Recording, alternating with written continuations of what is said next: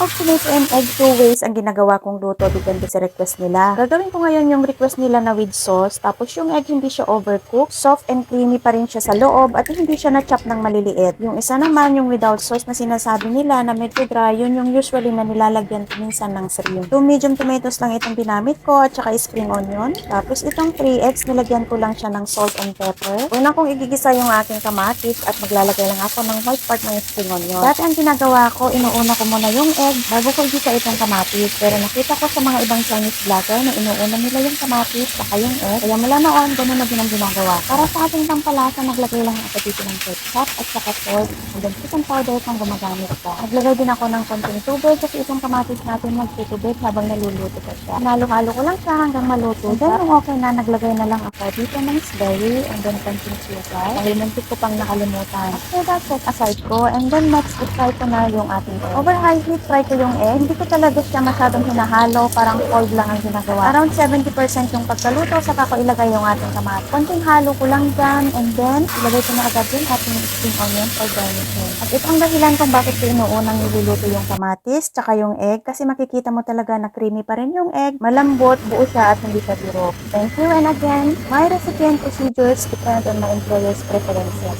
So I recommend managing your own preferences as well. Follow for more.